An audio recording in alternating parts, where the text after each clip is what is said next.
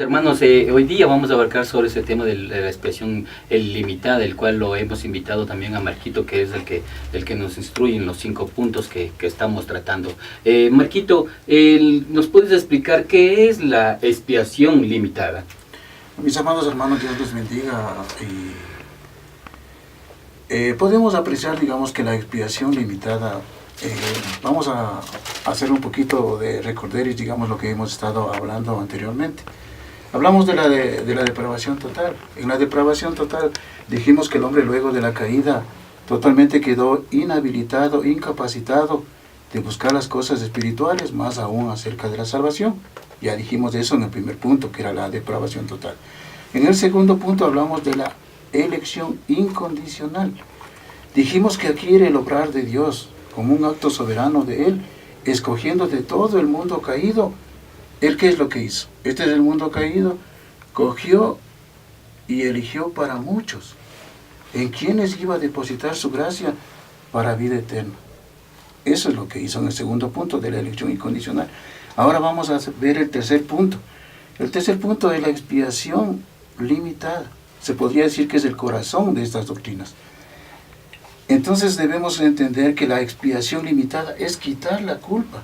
Cristo va a hacer este acto de expiación, va a quitar la culpa del pecado de todos aquellos que escogió Dios.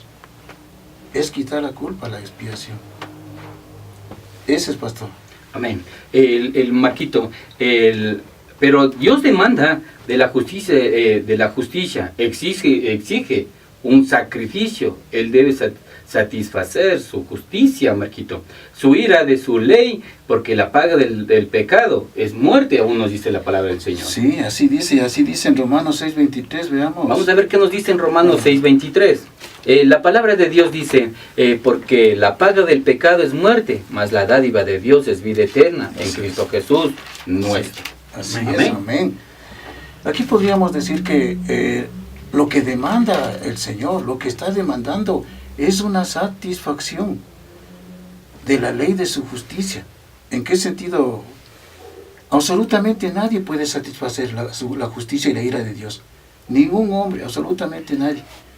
Por eso es lo que Dios de otra manera dice, bueno, a ver, nadie miró por todo lado, dijo aquí, absolutamente no hay nadie.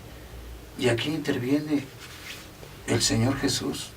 Es el único apto para poder cumplir las demandas de su justicia y apaciguar la ira de Dios. Entonces, toda esa ira cae sobre Jesús. Esas son las demandas que son satisfechas en Cristo. Amén. Eso quiere decir, Marquito, que Dios demanda, exige un sacrificio y también nos da la provisión que es del Señor Jesucristo. Así es. Igual te queremos hacer otra pregunta, Marito, que dice, aquí tenemos la provisión de Dios al mandar a Cristo a la expiación por los elegidos. Así es, amén. Y eso podemos ver en Primera de Pedro 1, del 18 al 20. Yo tengo A ver. Vamos a la palabra del Señor. En Primera de Pedro 1:18 dice, sabiendo que fuiste rescatados de vuestra vana manera de vivir, la cual recibisteis de vuestros padres, cual recibiste de vuestros padres, no con cosas corruptibles como oro o plata, sino con la sangre preciosa de Cristo, como de un cordero sin mancha y sin contaminación. El 20, ya destinado desde antes de la fundación del mundo, pero manifestación del mundo, pero manifestado en los postreros tiempos por amor de vosotros. Amén.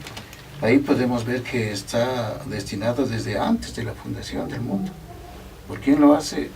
Por los escogidos. Amén. Pero aquí yo veo algo muy importante, Marquito, dentro de lo que acabamos de leer en Primera de Pedro 1, 18 al 20, nos dice claramente, amigo, que la salvación, la expiación que Jesucristo hizo no es porque nuestros padres fueron y dieron en las congregaciones, en las iglesias, dineros, fueron a dejar pertenencias. Nos dice claramente, sino con la sangre preciosa de Jesucristo. Ese es el tema principal. Pero dentro de esto, Marquito, ya el Señor nos demanda, ya nos ha dado el sacrificio, ya nos ha dado la provisión. Quiero que tú me digas, ¿cómo se ejecuta la expiación? Claro, el proceso de la expiación es Vamos a ver, vamos a explicarle para ver si amados hermanos, quisiéramos ser totalmente claros en este punto. Dijimos que la expiación es quitar la culpa. Ahora vamos a ver cómo Jesús lo hace. Jesús lo hace, abordemos este punto, mi amado pastor. En 1 de Pedro 1:19, solo Cristo satisface la demanda de su justicia. Amén. La palabra de Dios dice, sino con la sangre preciosa de Jesucristo, como de un cordero, sin mancha y sin contaminación. Amén. Entonces estamos ahí. La expiación totalmente comienza con un sacrificio. Comienza con un sacrificio, luego con una propiciación, luego con una reconciliación y finalmente con una redención. Se podría decir que esa es la expiación limitada. Pero ahora abramos los puntos. Abramos para dar, digamos, mayor entendimiento que la gente, digamos, los amados hermanos que nos están observando, tengan una mayor comprensión de lo que estamos diciendo. Como dijimos, empieza con un sacrificio. Veamos lo que es en Juan 1:29. Ya leímos, mi amado pastor. Juan 1:29. Eso era el sacrificio por el pecado. Ahora veamos el sacrificio a Dios en Efesios 5:2. Efesios 5:2.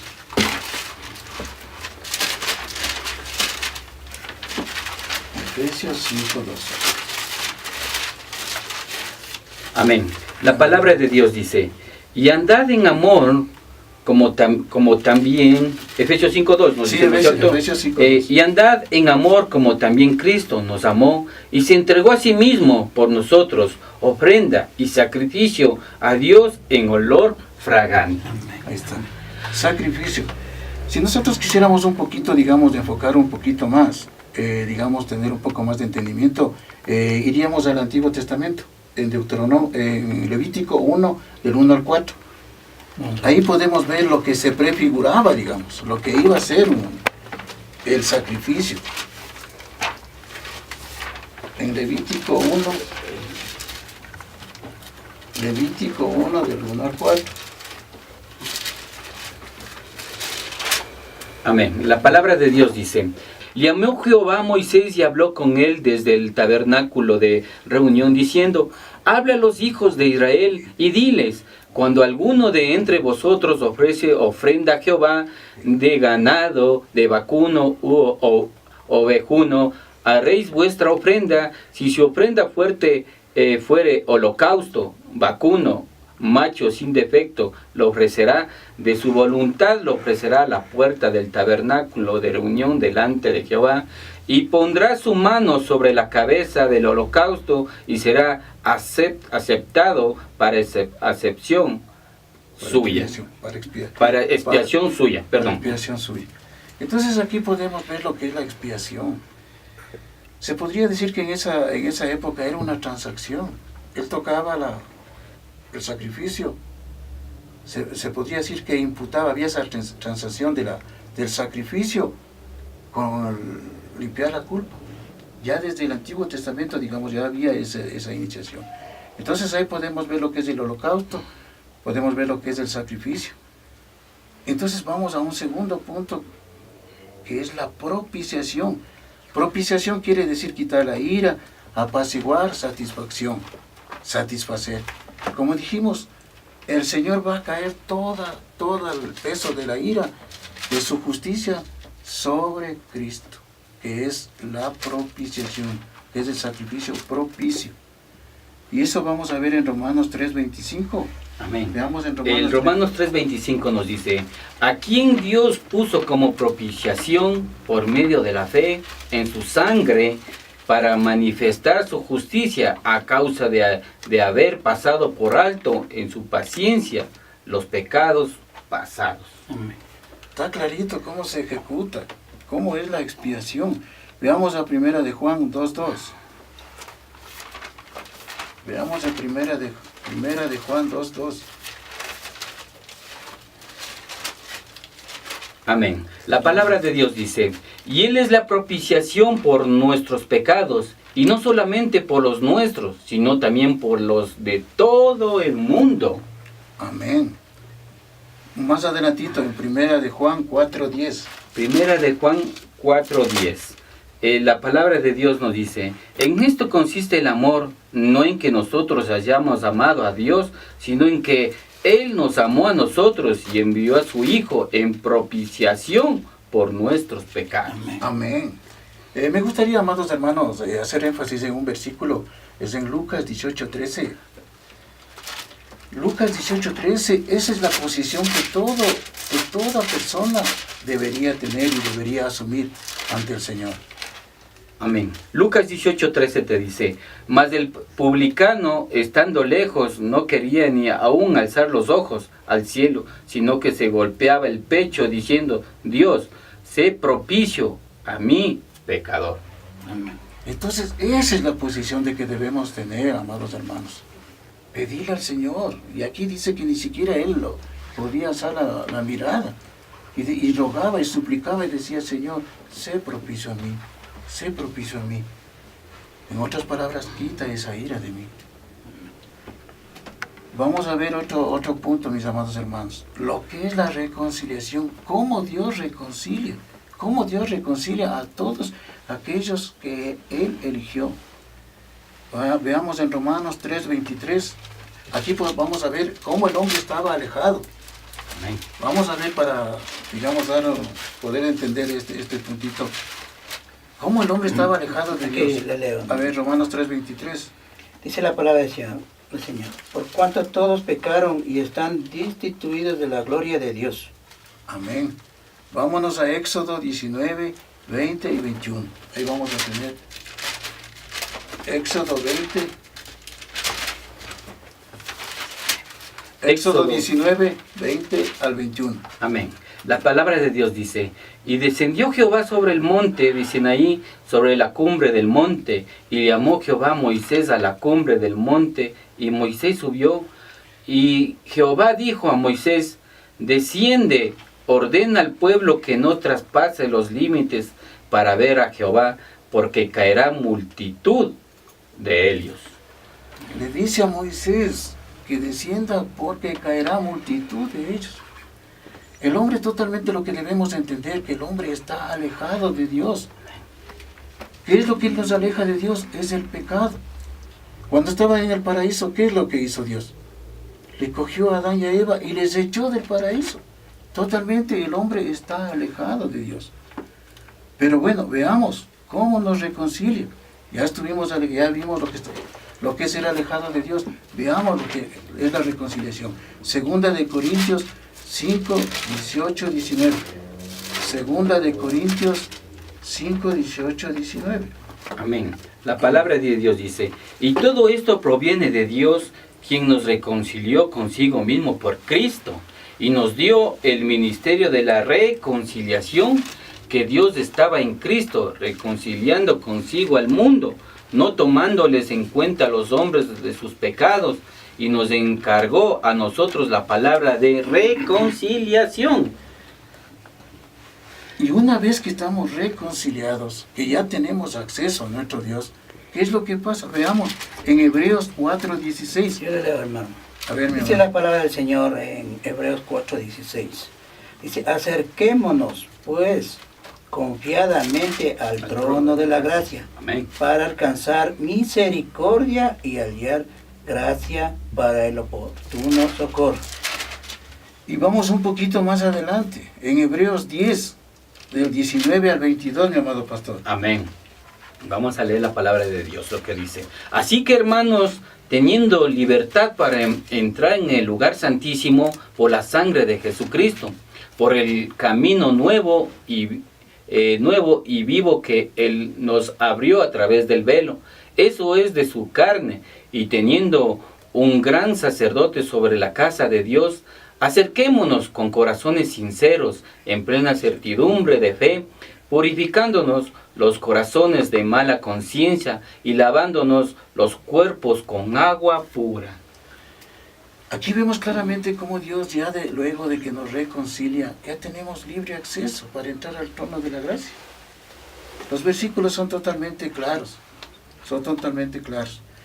Ahora vamos a un puntito y veamos cómo nos redime, qué es la redención. La redención quiere decir rescate, redimir, librar. Vayamos a Tito 2:14.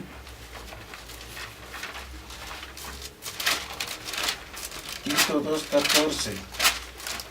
Amén. La palabra de Dios dice: ¿y quién se dio a sí mismo por nosotros para redimirnos de toda iniquidad? Para redimirnos de toda iniquidad, purificar para sí un pueblo propio, celoso de buenas obras, hijo. Está totalmente claro. Veamos en Mateo 20:28. Yo leo, hermano. A ver.